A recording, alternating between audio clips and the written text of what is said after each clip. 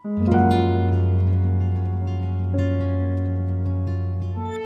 kita kembali lagi dan kali ini kita akan membahas tentang film live action yang mungkin bisa dibilang salah satu live action terbaik ya, yaitu film Rurouni Kenshin The Final. Film ini bisa Anda saksikan di Netflix. Film yang merupakan film keempat dari serial film Rurouni Kenshin ini disutradarai oleh Keiichi Otomo yang dibintangi oleh Takeru Sato, kemudian ada juga Makin Ryu Arata dan juga bintang yang sama di trilogi sebelumnya seperti Emi Takei dan kawan-kawan. Bercerita tentang pembalasan Enishi Yukishiro yang merupakan adik ipar dari istri pertama Kenshin Himura, yaitu Yukishiro Tomoe. Dan film ini merupakan adaptasi dari manganya Rurouni Kenshin sendiri yang diceritakan dari bab 18 atau volume 18 sampai dengan 28 di bagian Jinju Arc.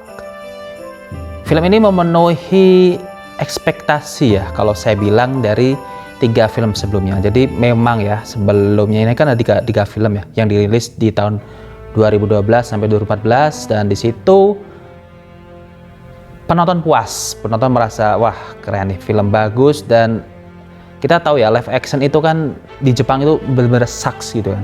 Bisa-bisanya kenapa setiap anime yang sudah jadi bagus ketika di live action kan malah jadi amburadul.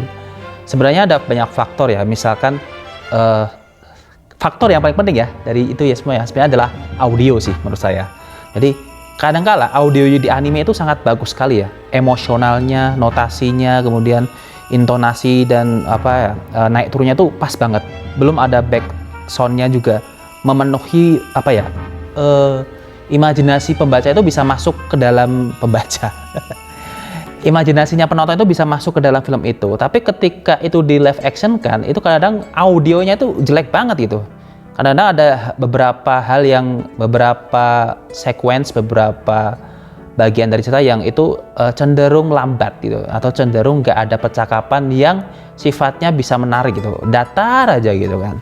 Nah tapi ini tidak terjadi di film live actionnya Rurouni Kenshin The Final ya. Benar-benar namanya juga Warner Bros ya, ini benar-benar ya bisa dibilang mereka udah pengalaman banget nih ke dalam membackup film untuk menjadi hit. Dan saya salut dengan Keiichi Otomo karena dia sutradara yang mungkin bisa dibilang dia menguasai konsepnya sehingga dia membuat live action ini seperti film yang berdiri sendiri, bukan film yang menirukan dari film animenya atau manganya. Jadi ketika live action ini jadi live action film keempat Rurouni Kenshin The Final ini, maka dia nggak bisa dibandingin sama animenya gitu. Jadi mereka ini berdiri sendiri gitu. Mana yang lebih bagus, animenya atau live actionnya? Itu bisa membuat orang nggak bisa milih gitu. Karena animenya punya universe-nya sendiri, live actionnya juga punya universe-nya sendiri, tapi adaptasinya masih sama dengan manganya dari sang mangaka zaman 90-an yaitu Nobuhiro Watsuki. Salah satu dari sekian sedikit live action dari anime yang sukses dan berhasil, saya sangat setuju sekali di sini. Dan ada beberapa kelebihan yang membuatnya live action ini menjadi salah satu yang berhasil. Yang pertama adalah koreografinya dalam bertarung martial art ya. Jadi martial art itu kan hal yang membuat film Asia itu lebih kaya dari film Barat itu. Karena film Barat kan ya babuk bang dor gitu kan. Tapi kalau film Asia itu punya martial arts yang itu nggak sulit, sangat sulit sekali ditiru oleh orang-orang Barat gitu. John Wick pun masih agak kaku-kaku gitu kan, meskipun dia udah mulai meniru. Tapi martial art Asia ini benar-benar apa ya, modal dasar lah. Itu mengapa film China lebih banyak bertarungnya ya, karena ya itu salah satu hal rich dari martial art itu diangkat oleh mereka gitu. Tapi jangan salah, karena ada martial art yang cenderung membosankan gitu. Jadi orang ini bertarung pakai satu gerakan gitu kan, satu gerakan menghajar aja gitu. Lama-lama juga bosan loh. Ada juga martial art yang membosankan. Tapi di Rurouni Kenshin ini adalah martial art itu benar-benar digambarkan dia itu bisa ada variasi gerakan, bahkan ada koreografi atau lompatan-lompatan ya, atau tebasan yang itu lebih ke art sih, bukan yang apa ya, meskipun kesannya memang agak khayal gitu, tapi saya bisa mengatakannya adalah kekhayalan yang menarik untuk ditonton ya. kekhayalan yang menarik untuk ditonton. Jadi khayalnya itu justru beberapa tuh seneng nonton gitu loh. Ketika adegan Yukishiro Enishi bisa terbang bukan terbang sih, bisa melompat di atas kereta itu, orang malah jadi wah kagum, bukan yang khayal, enggak, tapi kayak wis gitu. Ini yang membuat apa ya? Saya mungkin salut ya pada koreografernya ya. Dan meskipun banyak gerakan-gerakan yang agak melawan gravitasi, tetapi karena sekuensnya atau kecepatannya itu dibuat sangat cepat gitu. Jadi kesannya itu nggak khayal gitu, benar yang kita kayak tajuk wih gitu kan, wah gitu. Karena memang gerakannya itu sangat cepat sehingga unsur khayalnya itu bisa langsung diredam. Unsur kegiatan melawan gravitasinya ini bisa dihilangin. Dan juga tempo pertarungan yang menyenangkan ya. Jadi kalau Anda lihat Infinity War ya, itu kan tarung aja naik terus. Kalau ini ada temponya gitu. Pertarungannya itu ada saatnya kalem, bertarung lagi, cooldown lagi, tarung lagi cepet, kemudian cooldown lagi, tarung lagi, dan jadi orang itu bisa dapat ceritanya, dapat pertarungannya gitu. Kan ada ini ceritanya sebenarnya apa sih, kok cerita kok tarung mulu. Salah satu tempo pertarungan yang mungkin agak kurang menyenangkan adalah ini ya, mohon maaf ya, film Gundala ya. Itu sumpah itu cara-cara ngatur urutan pertarungannya itu benar-benar yang tarung lagi, itu benar-benar yang kita tuh sebenarnya sampai nggak tahu loh ini Gundala itu sebenarnya secara utuh ceritanya seperti apa, itu kita sulit mengetahui loh. Sampai nonton beberapa kali, maksudnya ceritanya Gundala itu seperti ini gitu kan. Kalau Rurouni Kenshin The Finale enggak, sebenarnya ceritanya itu sudah sangat terukur gitu. Dan tempo pertarungannya itu juga sangat terukur. Kapan harus bertarung, kapan harus menjelaskan ceritanya, sangat bagus sekali. Ada lagi faktor yang menentukan film ini, yaitu scoring-nya atau background musiknya. God. Ya kita tahu ya, meskipun ada selalu ada One Ok Rock dalam setiap OST-nya, tapi di sepanjang ceritanya itu ada juga background instrumental yang diputar ya. Dan itu keren banget, terutama ketika dia menceritakan kisah masa lalunya Tomoe Yukishiro ini ya, back to the past, ketika kembali ke masa lalu, menceritakan tentang Tomoe, kemudian scoringnya diputar, itu juga bagus. Dan ketika membaca surat ada scoringnya lagi, kemudian saat dialog menceritakan masa lalu, dialog menceritakan kesalahan-kesalahannya yang buat oleh Kenshin, ada scoringnya lagi. Itu keren. Bahkan saya tuh sering ya mengulang-ulang bagian film hanya untuk dengerin scoringnya doang gitu. Jadi ya saya nonton ini berulang kali, tapi coba dengerin scoringnya aja, scoring lagu-lagu di background di belakang ini. Meskipun ini agak objektif ya, kadang-kadang ada orang yang apaan sih kok audio instrumental apa pentingnya, tapi ya saya selalu percaya bahwa audio itu 55% lebih menentukan daripada videonya. Video itu paling cuma 45% lah. Audio itu kadang-kadang, video itu memberikan kita gambar pertarungannya, tapi kalau audionya itu memberikan kita soul, jiwa, menjiwai, menghayati, menarik kita masuk ke dalam cerita itu audionya. Live action sering gagal karena audionya ini buruk sekali. Tapi Rurouni Kenshin audionya, god damn it. Beberapa cerita di sini adanya karakter-karakter yang menurut saya di film ini begitu kuat ya, seperti misalkan Hajime Saito atau disebut juga Goro Fujita, itu kan makin solid di setiap episodenya. Dari yang semula di Rurouni Kenshin pertama itu kayak sekedar lewat, sekarang di sini benar-benar dia tuh seorang polisi gitu, benar-benar yang mewakili kepolisian banget di sini. Kemudian ada Maken Arata yang memerankan sebagai Yukishiro Enishi. Saya heads off, saya mengakui banget ini karakter. Ketika saya baca manganya, itu kayak ngelihat dia tuh kayak orang psycho gitu, orang yang madman gitu kan, nggak jelas motifnya apa gitu kan. Tapi ketika di live action kan, saya jadi kayak memahami kestresan atau kegilaan dari Yukishiro Enishi ini, karena Maken Arata ini benar-benar mempotretkan secara benar gitu. Jadi yang awalnya saya ngeliat manganya kayak ini nggak penting, ini karakter kok bikin berisik aja, tapi ketika masuk ke live actionnya aja malah kayak meningkat gitu. Oh gini ya Yukishiro Enishi maksudnya. Wah itu yang saya memberikan kredit tersendiri pada Maken Arata ya. Dan juga beberapa karakter di sini ada karakter yang masih terlihat lemah ya. Misalkan seperti Sanosuke Sagara ya.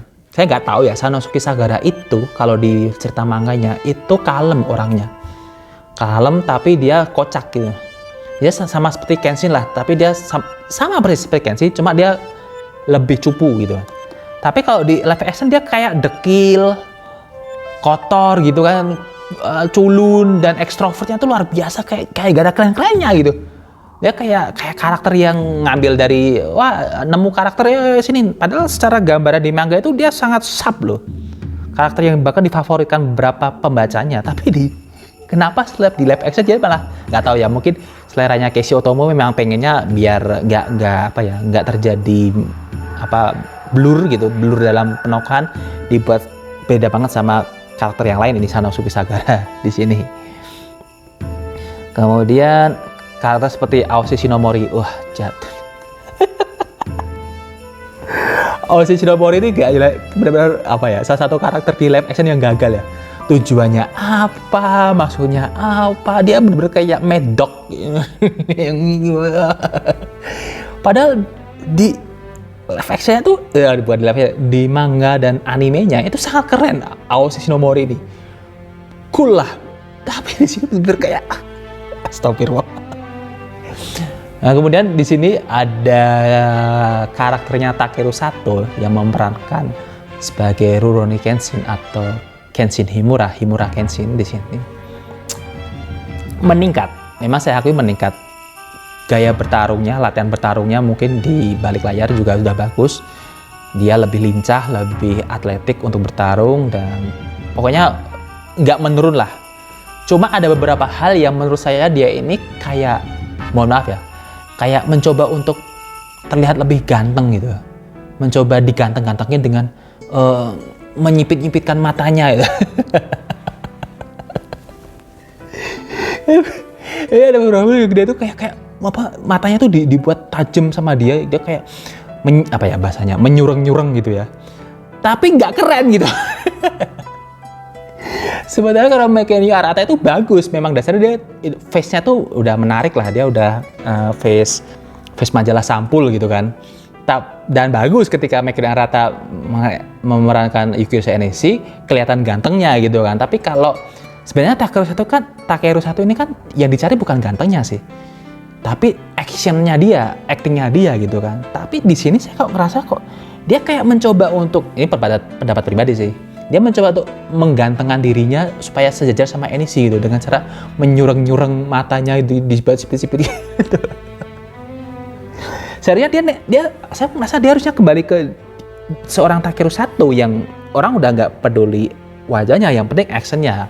Ibaratnya Johnny Depp di masa tuanya lah, orang udah nggak peduli Johnny Depp itu mau kempot atau gimana, tapi actionnya bagus, dapat banget. Will Smith gitu kan, dapat gitu kan. Nah ini Takeru Sato agak nggak menurun, cuma dia mencoba untuk meningkatkan karakter atau actingnya, tapi justru kita malah ngakak lihatnya.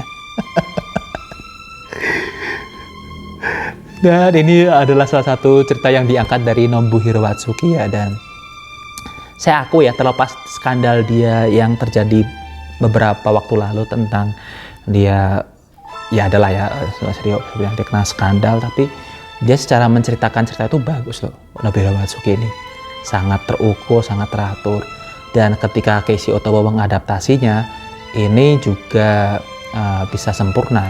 Dia dia memang agak mengubah ceritanya dari Nobuhiro Watsuki, terutama ketika anak buahnya Yukishiro Enishi ini kan, kalau di live action anak buahnya Yukishiro Enishi ini ada 2 loh. Sebagian udah diceritakan di serial pertama, Rurouni Kenshin The Origins yang pertama. Sebagian lagi baru diceritakan di film keempat ini. Nah, tapi dia benar-benar bisa paham itu sehingga di film keempatnya ini beberapa karakter seperti Inui Banjin gitu kan, yang sudah ada di cerita pertama nggak disebutin lagi, meskipun beberapa karakter dimunculkan anak buahnya Yukishiro Enishi ini dan mirip seperti Inui Banjin, tapi nggak disebutkan namanya Inui Banjin. Dan itu menurut saya, wah ini orang teliti nih, tahu gitu. Saya udah mikirnya, wah jangan-jangan nanti ada dua Inui Banjin sama Otawa Hyoko ya kalau nggak salah. Satunya lagi nggak tahu deh. Pokoknya ada 2 ada lebih dari satu karakter anak buah Yugishiro Enishi yang sudah ditampilkan di cerita pertama dan dia malah jadi anak buahnya Takeda. Takeda itu yang ini ya, yang bikin opium itu. Nah, itu di situ. Anyway, saya sangat menikmati film ini dan film ini bagus. Live action terbaik, saya setuju. Meningkat dari 3 film sebelumnya, saya juga setuju. Dan pertarungannya lebih hebat lagi, saya juga setuju. Absolutely harus ditonton bagi Anda penggemar film 90-an. Dan tentunya film ini juga masih ada film lagi yaitu The Beginning ya.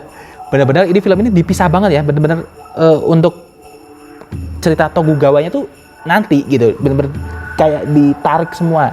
Kalau di manganya kan dicampur-campur tuh, nyatain Tokugawa sama nyatain tahun sekarang di film itu yaitu tahun 1879 itu dicampur. Tapi kalau di sini benar-benar kayak dipisah banget gitu, ada 2 segmen berbeda. Dan itu malah menjadi saya seneng karena film berikutnya benar-benar akan fokus menceritakan zaman era Tokugawa akhir, di mana di situ dia benar-benar jadi Batosai. Itu akan sangat seru. Hehehe, sedih ya, heboh sendiri, sedih. Nah itu dia, saya seneng banget. Saya akan menunggu di cerita akan fokus ke era Tokugawa dan era Meiji yang bertarung itu pasti benar-benar full sejarah. Oke, sekian review dari film ini. Dan untuk nilai saya akan memberikan nilai 9,2. Sangat rekomend untuk ditonton. Sampai jumpa di review film selanjutnya. Dadah.